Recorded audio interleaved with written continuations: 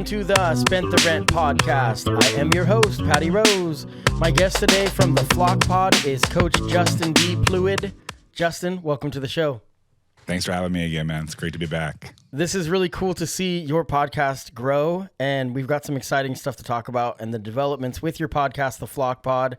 I'm going to have a link to your Anchor FM link to find the podcast, but also if you're listening to this, you can go to any podcast streaming site like this one that you're listening to this on and find the STRPOD if you're interested in listening to you and Shane talk about Ducks, sports, Blazers, mostly U of O stuff. And, you know, you cover all kinds of stuff, a lot of women's basketball. We dabble in a little bit of everything. Yeah, we try to cover all things U of O sports culture, and then just stuff that comes up here in the Pacific Northwest, you know, in that sporting sphere, if you will. I wanted to have you on because I wanted to talk about the Super Bowl. I wanted to talk about the Blazers, what's going on there, which is a fire sale. Yes, in a lot of ways. So, but you focus mostly on the Ducks. So I haven't on my podcast talked about the new coach, Dan Lanning. And so I want to talk to you a little bit about the recruiting. And I don't pay too much attention to recruiting because I don't really consider someone a Duck until they're playing in the spring game. That's kind of how I look at it.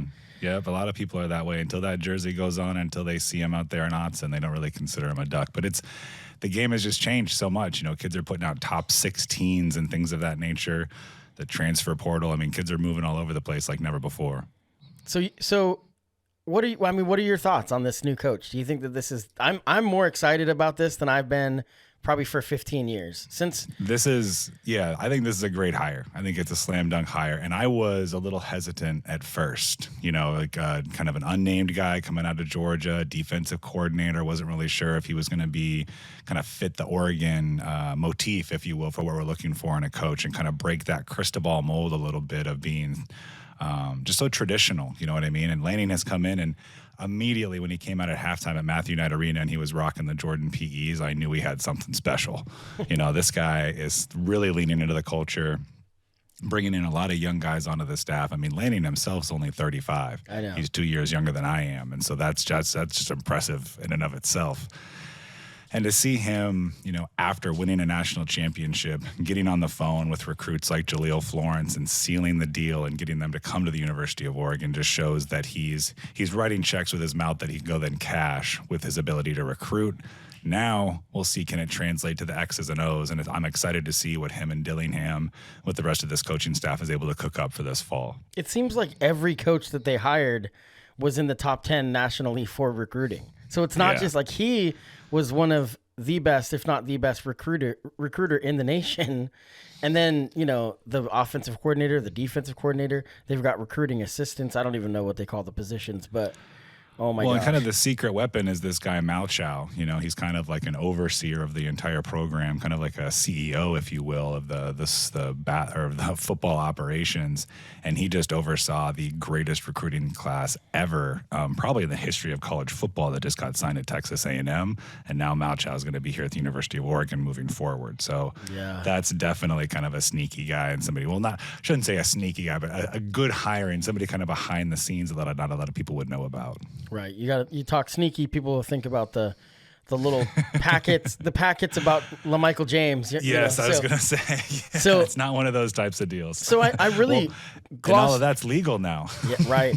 I glossed over it really quick talking about the STRPOD, but I want people to understand that if they're listening to this and they like the tone in your voice, the sexiness, that they can go and listen to the STRPOD, and you guys do some really cool stuff. I very rarely talk about sports on the podcast because I like to I do a lot of political stuff, but I always love having you on. We did a really cool episode, kind of impromptu, months and months ago about athletes and activism, which is a constantly evolving thing. And so if you're interested, you can go back and listen to that too. But yeah, the STRPOD is really cool. You guys had started this, you kind of reached out to me and were like, hey, I need some advice, I need some tips. And now you're at like 105 episodes, so you're catching up, which is really amazing. You're hot on your tail, man. Right. So, but I mean, you've gotten some really notable guests. You know, one of the biggest ones, and if you're new to the Oregon Duck football scene, you might not appreciate this as much as I do. But Joey Harrington, when you were able to sit down and talk to Joey Harrington Tell me about that experience. I was like a little kid, when I found out. I just hit him up it all started in a group chat with Shane and Zach, two of the guys that we have on the podcast quite often. Shane's my co-host, and then Zach from duckswire.usatoday.com, who's been helping us out a bunch. But I just said, hey, I got a new target that I want to get on the podcast. I'm going to go after Joey Harrington. I'm going to see if I can get him. So I started tagging him in a bunch of stuff on Twitter, DM'd him a couple times. It took, I think it was my second DM and like my third or fourth round of like tagging him in a bunch of stuff that he responded. And when I got that response, I was transported back to being like 9 years old. Yeah. And just so incredibly excited to have because he's kind of my same age, so it's interesting to say that I was transported back to being 9, but just like that fandom, that excitement that I had coming through. But it was a huge get. It was a great experience. He was great. He couldn't have been a cooler guy to come on and, be interviewed. And he's kind of brushing up, I think, his media chops and things of that nature to try to make another jump for himself too, just in what he's doing. And because he was on a bunch of other podcasts also, but just the coolest guy, just a blast from my past, from the childhood for sure. So yeah, it was a really fun experience. It was funny to see you roll it out because even right off the gate with that episode, you were saying like, I was going to wait, but I could not. Like I had exactly. I had to release it. It was like it was just bursting to come out. Mm-hmm. So that was really cool to see. So what number, do you remember what episode number that was? I don't here. Let me pull it up here in front of me. Actually, I don't remember what the exact number was. It was back in our catalog just a little bit. Yeah. Cause anybody that's a Duck fan, I think that they would really appreciate listening to that one. Because I know that you were extremely excited, and it's a big get. It's a big deal. I mean, there's some local podcasts that I'm just impressed with some of the people they get. Sammy Warmhands with the Take 92 podcast. Oh my gosh. Like he interviews some of the cream of the crop in the music industry and entertainment, sometimes film too. And it's of course, I can't get into my anchor right now. But yeah, if you just scroll back, it says Joey Harrington interview. You can't miss it in the catalog. No, it was awesome. But yeah, Sammy gets some great guests. One of the ones that I was the most excited for was Tim Lewis, which is really interesting. He's a filmmaker locally, and it was the same kind of experience. He may not be as known to my audience as a Joey Harrington would, but I was as excited, I'm sure, because it was just really cool because I had messaged him through Messenger, and he kind of blew me off. And then a friend reached out to me months, like not that long ago, and was like, "Hey, do you know Tim Lewis?" And I'm like, "Yeah." And he's like, "He's interested in talking to you on your podcast." I'm like, "Well, you should tell him to check his messages."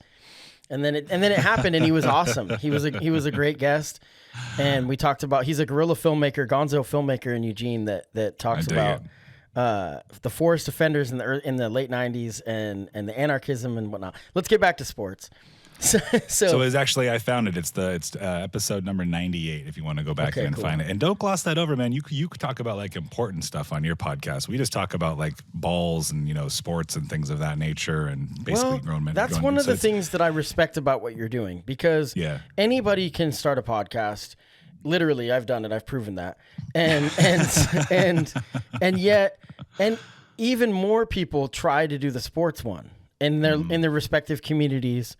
But I think you and Shane have something. And I knew it really early on, and you were just trying. You guys were doing like NBA draft, I think, preview or just doing the whole one live, of my all-time live favorite episodes. Yeah, it was our live draft, the first one we did, because it turned into just a marathon because the Bowl experience. He got dragged into like the deep second round. So that's an all-time pod if you want to go back and listen to us. Yeah. But it's just really cool. It's really cool to see because you just started with a dream, just a couple boys with a dream. Exactly. The little podcast that could. Right. That's what we are. So now it's not just audio. So there's something that it's very new. So there's not going to be a ton of content yet, but I want to encourage anybody to check this out. Now you also not only the Flock Pod on all streaming sites, but also the Flock Tube. So talk about that a little bit. Well, it's just been a fun experience just to venture into the world of YouTube. It's something that I've been wanting to do for a little while and I've been a little intimidated by, and I just did a little bit more research on it. And I think it's something that it just spreads the platform for us to reach that many more people, that many more eyeballs, that many more ears. Because a lot of people in the area don't necessarily, listen to podcasts, but just about everybody's scrolling on YouTube for something here now these days. So just to be able to get ourselves out there and, I always said I had a face for radio, but I feel like getting out there and putting a little bit of stuff on for YouTube, you know, and getting Shane and I out there just so people know what we look like is always good too. Just kind of take the mystique off of it just a little bit. And yeah, it's been really fun. It's been a really fun experience. And you've kind of been a guiding light through that whole thing. You know, I've kind of reached out to you a couple times to get some advice on how to do certain things, and haven't ventured into the world of streaming things yet, doing it actually live. It's just kind of the raw video after the fact, but that's kind of the next step. Yeah, that's something I'd like to do as well. YouTube is not something that I've really, that's not, you know, so much my lane. I mean, I've got some videos up there, but I usually promote my podcast video on Facebook mostly because, there you go. Because being that it's political, that's where people like to fight about politics. So I feel like that's a good area for that. You know, Shane, shout out to Shane, and Shane, I'm sure likes the YouTube, venue because he can show that every article of clothing he owns is the Rams. Oh man, it was great. I hit him up right before that. I was like, hey, we're just going to film this one just as kind of a test run, just in case. So just giving you a heads up, you know, to rock something, you know, for the podcast. And of course, my man comes out head to toe in Rams, because how could you not? I mean, I was excited when the Seahawks made it to their first Super Bowl in a long time. You know, the Rams finally making it back after being there a couple years ago. So I got to give it up to him. I can't beat him up or do much about it. No, it's pretty fun. And so there's something visual, and I like what you're doing with your Ducks, you know, gear behind you and whatnot. So it's good, you know. And these little home studios, you can do a lot with it, and it's kind of neat. So we'll get to the Super Bowl in a bit, but let's talk about the Blazers, because the Blazers are having what seems like a fire sale. Dame Lillard made it through the trade deadline on the Blazers. We'll see if he makes it through the offseason. But CJ McCollum was traded to the Pelicans. Norman Powell, Robert Covington are now with the Clippers, which I think was a really big get for them, to be honest. It's a huge get for the Clippers, and not even for this season, for next season. That's a huge get. Yeah, because they've got two max contract players in Paul George and Kawhi Leonard. But now, I mean, if you've been watching the Blazers lately, CJ's been banged up on and off, and then Dame's been out, and Norman Powell has been lighting it up, you know, putting up 30-point games. And so, I don't know. What are your thoughts on what the Blazers are doing, though? And do you think that Dame is here long term? Well, it's funny because I swore off my Blazer fandom this season. So I don't follow the Blazers. I haven't been watching the Blazers very closely this year just because of who they have as head coach, and I don't want to get too political. I kind of do want to get into that a little bit, but yeah. Yeah, I'm as long as he's the head coach, I'm a Memphis Grizzlies fan, and that's been glorious. However, I always kind of have an eye up there, and especially during trade season with everything, you know, I can't help myself. So I'm glad to come on, glad to talk about it. So what I think is really going on here, the big picture, I think Judy Allen's trying to sell the team. I think so too. And I think that's what she's putting herself in a position to do, because she wants to put all of her eggs into a basket of getting a basketball team into Seattle. I think so too. So I hope that doesn't mean the Blazers are moving to Seattle. Well, the motor lease does end in 2025. So there's a really, really easy way to answer that question, would just be to renew that lease. But that's something they haven't done yet. Yeah, and so that would be really scary. I don't see how that would be a benefit to move the Blazers to Seattle and become the Sonics. I think it would actually lose more fans than it would gain. I completely agree with that. But that is something, because if anybody's unfamiliar, so you say her name is Jody? Jody Allen. Regardless, it's Paul Allen. Paul Allen was the owner of the Blazers and also the owner of the Seahawks. So for the longest time, when the Sonics moved, there was this kind of concern about how it was going to go. Well, then Paul Allen passed away, and his daughter took over, and there's a lot of belief that maybe the Blazers aren't in her future. You know, that it's actually his sister. It's Jody Allen. It's Paul Allen's sister. And yeah, she's definitely involved in the day-to-day, but she's a Seattle person. You know, she's made it very clear that she's a Seattle person. And so for some of these deals, for some of the way that all of the behind-the-scenes stuff has happened, you know, with Pritchard and all this other stuff that's happened, you know, at the top of the front office, it's not as bad as the Jailblazers era, but it's getting bad. I mean, it's getting really bad, some of the stuff that was alleged that was going on in that workplace, and just the way that some of that stuff is being handled. So all of that aside, if you strictly look at these trades that they made from a basketball perspective, this is a team that's trying to blow it up. This is a team that's trying to create cap space, which if you're a Blazers fan and you hear cap space, that should terrify you, because the last time the Blazers had cap space, they spent it on Festus Ezeli and players like that. So it's kind of a traumatic experience, if you will, when you hear about cap space. But I think they are going to try to hang on to Dame. I think they are going to legitimately try to build around him. I just don't know what they're going to be able to do, especially if they miss out on this first-round pick from the Pelicans, because that's huge. That's only protected from 4 to 15. If they don't get it this year, then it conveys into a 2025 Milwaukee Bucks pick that's protected in the top 4. If they don't get that, then it turns into 2 seconds. Yeah. So this is a big deal. And the best thing that could happen is if the Clippers end up playing the Pelicans in the play-in game, and that game determines whether the Blazers get their first-round pick or not. And then we're rooting for Norman Powell to do it. Yeah, that's funny. So now you had talked about it, and I want to talk about it briefly before we move on from the Blazers. Yep. About, and this is tough, about Chauncey Billups, the new head coach. And I just got to ask you, so if is the reason that you swore off your fandom, is it because of the allegations, or is it because of the fact that the fans made it super clear that they did not want that hire because of the allegations, and then they went ahead and did it anyway? I think it's twofold.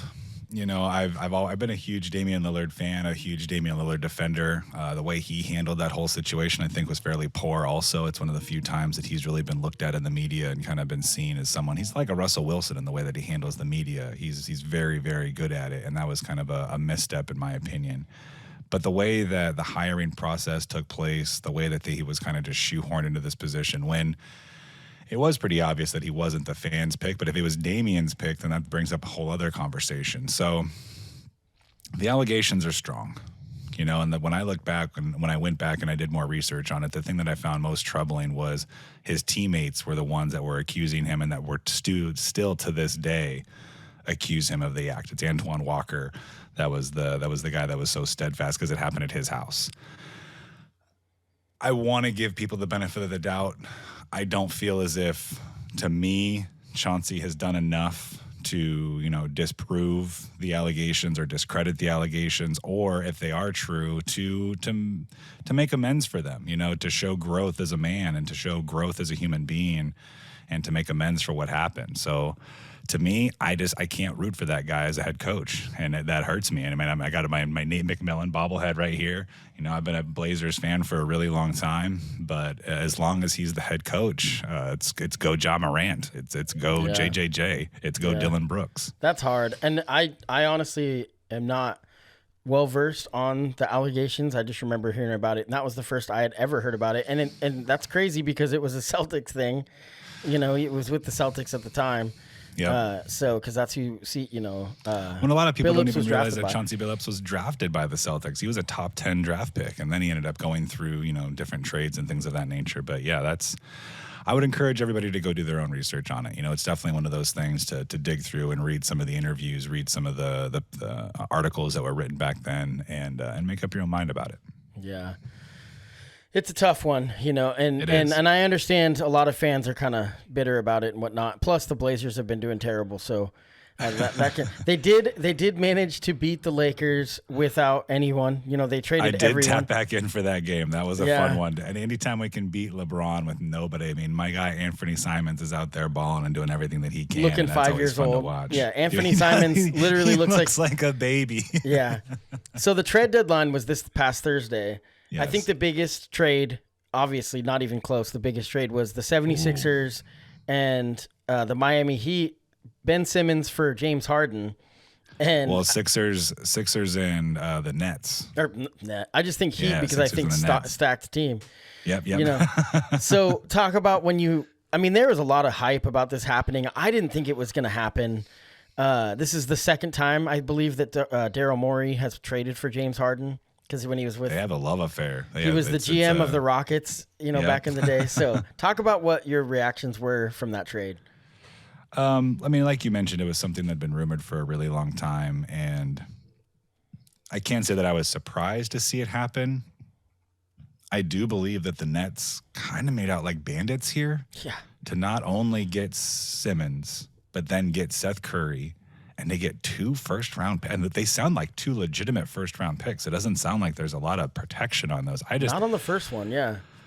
I don't see James Harden as a top 15 player in the NBA moving forward. Yeah. And that pick, I mean, the Nets are in bad shape, you know, because Durant is injured. Kyrie Irving is injured half of the time with COVID-like symptoms. No. I think shout out my guy Van Lathan on Twitter had the best tweet after that whole thing saying the Brooklyn Nets now have 2 players that won't take shots. Oh, man. Oh, yeah, because, Ben Simmons notoriously refuses to shoot. Yes. Yeah, so, I mean, it'll be interesting to see. I think it's going to be entertaining, you know, if nothing else. I think it's going to work. Yeah. I think the Nets are going to be really good. I think the Nets are going to be the 3rd best team in the East. And I think the Sixers could have, I mean, they won tonight.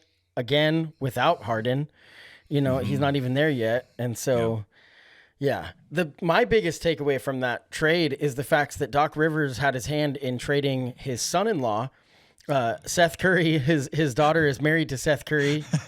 And so he's traded not only his son-in-law, but he's also traded his own son. Yeah. Austin Rivers. Austin Rivers had a great, he was just on the Ryan Russillo podcast, I think, last week. And that was a great interview. He really, I mean, if you know anything about Austin Rivers, he's like his dad. He's not shy. Yeah. And that was a great interview. If you want to learn more about the Doc Rivers, Austin Rivers, they're not father, tight. son. Yeah. No, well, they're tight, but it was just, it was a great interview. I'd encourage people to go listen to it. I'm a big fan of Ryan Russillo. My favorite podcast, period, you know, with the exception of Present Company, is Bill Simmons. Bill Simmons podcast.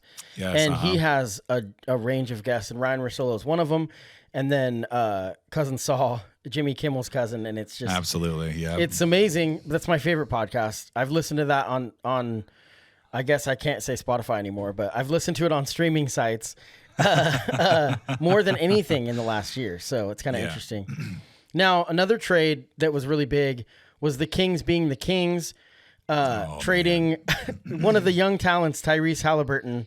Yes. As a political guy myself, Halliburton, when I hear that, it makes me cringe and think about war games. But yeah, and Dick Cheney. But you know, that trade for Sabonis, I loved Arvydas Sabonis, and DeMontis is a great player. But I still think that the trade is a weird move. But I get it because they have the Kings had like 10 guards. So I just don't know what the Kings are doing. I never know what the Kings are doing. If you're going to trade a guard, you got to trade De'Aaron Fox, but he's got an albatross of a contract, so he's a lot more difficult to trade. I love Sabonis. I really wanted Sabonis to somehow ended up in a Blazer uniform during this trade deadline. That's what I was secretly hoping, that somehow like a CJ Nurkic, you know, for Karras and Sabonis was going to work out. But it's I think it might actually work in Sacramento, but it's still going to be the wrong deal, if that makes sense. Yeah. You know, you're doubling down on the mistake you made. And I thought Marvin Bagley was going to be a good NBA player. I mean, I watched that kid dominate as a high school freshman, walked out in the state of Arizona and dominated a state championship game at the 6A level. Not many players can say that they've done that. So I thought he was going to be absolute stud in the NBA, but he's got some family baggage kind of following him around that I think is kind of holding him back a little bit. And he may have an opportunity now to really shine. I think he ended up in Detroit. Yeah. So I think Bagley there might have ended up the best situation out of all of this, but I think Sacramento is going to love Sabonis. I could see him really thriving there, but it's still a bad deal.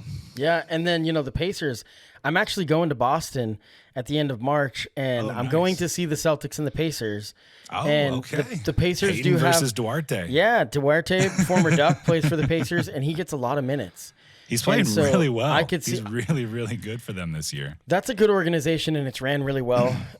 And it always has been a working class organization, you know, and I think that they're really stocking up some young talent, and I think they can do a lot. And so, yeah, it's going to be interesting to see. But, yeah, the trade deadline is one of my favorite things because basketball almost is more fun to talk about than it is to watch in today's world. One of those things. People love to talk about the NBA. Yeah, and so it's funny. I mean, I work as a barber on campus, and I could literally talk to people about basketball 90% of the time, and people would be happy, you know. So it's a true statement. Yeah, it's a barbershop rite of passage. It almost feels like to talk about hoops with college age kids. There's no question. I mean, they love the NBA. They grew up with it. You know, I grew up with it when it was really starting to take off with the Jordan stuff, Jordan days after the Bird and Magic stuff.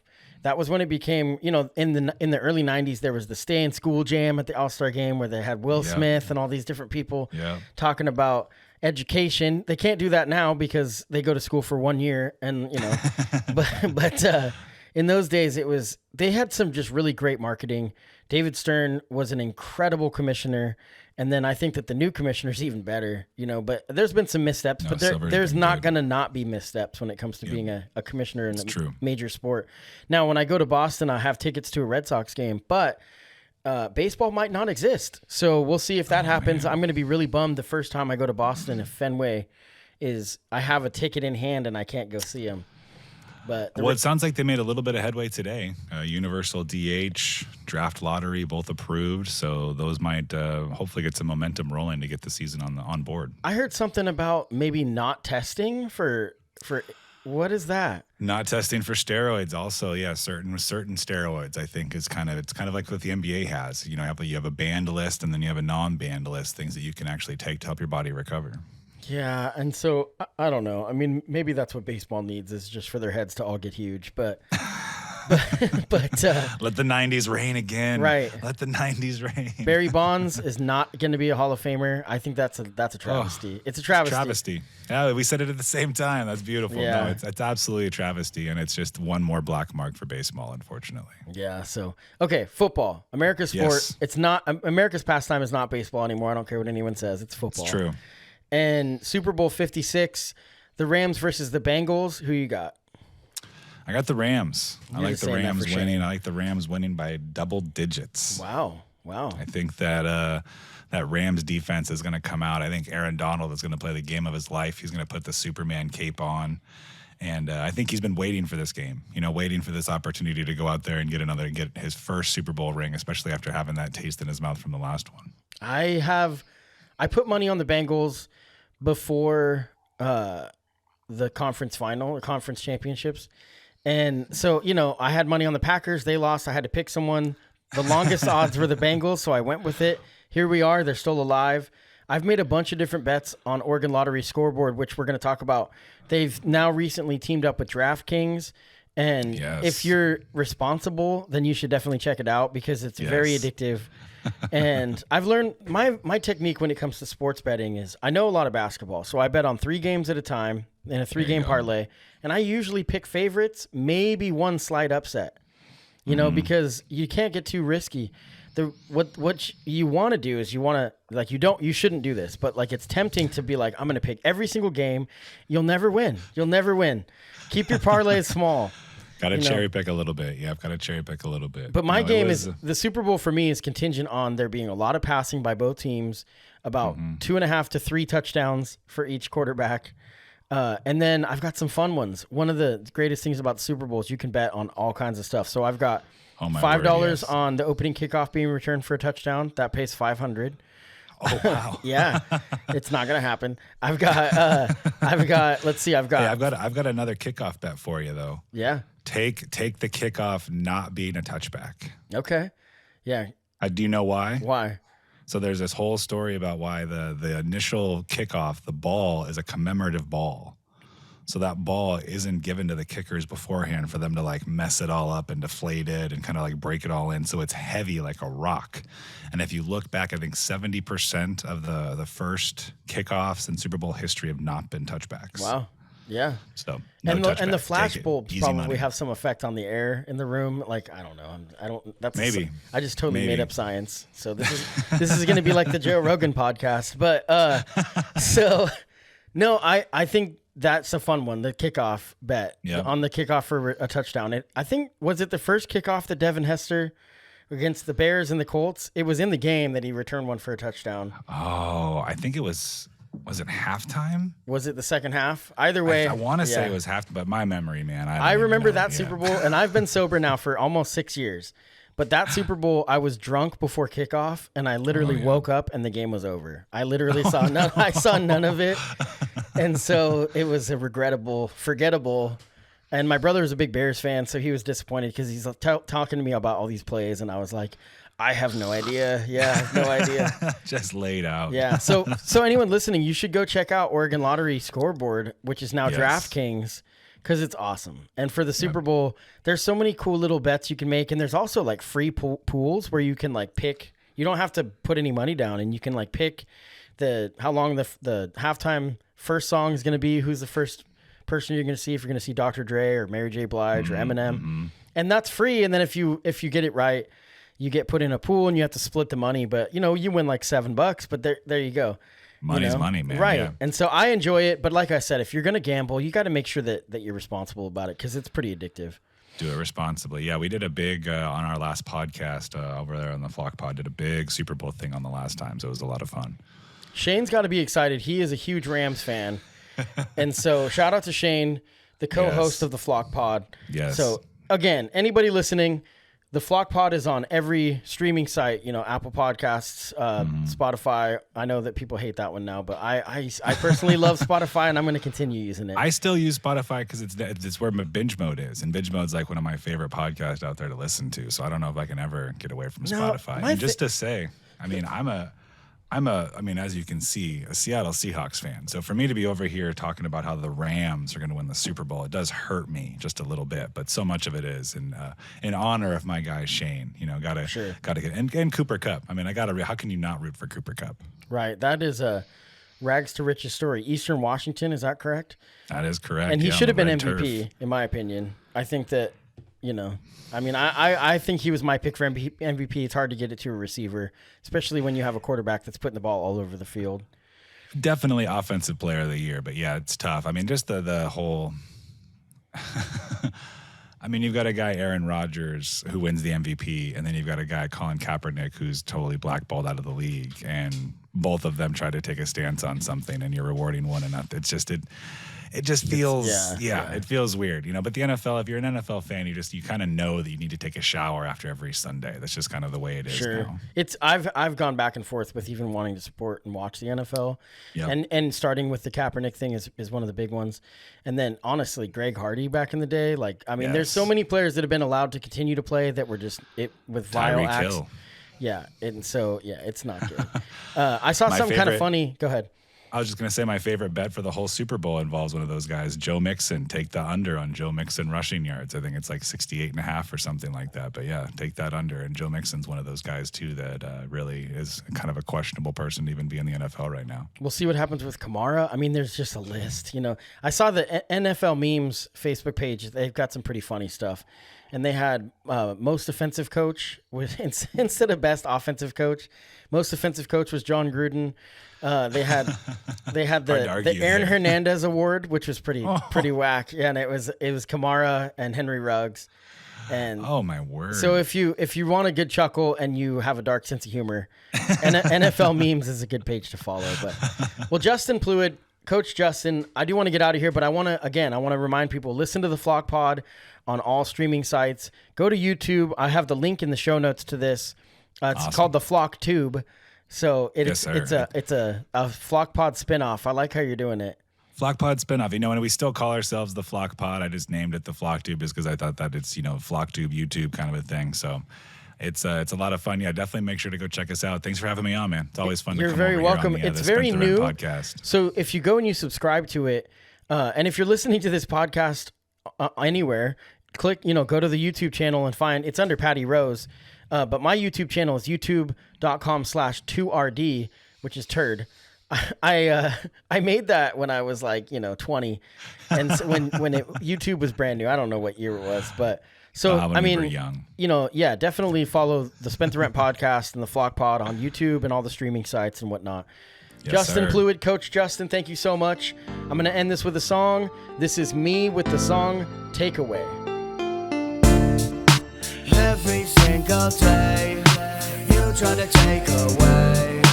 You try to take away the pain. Every single day, you try to take away.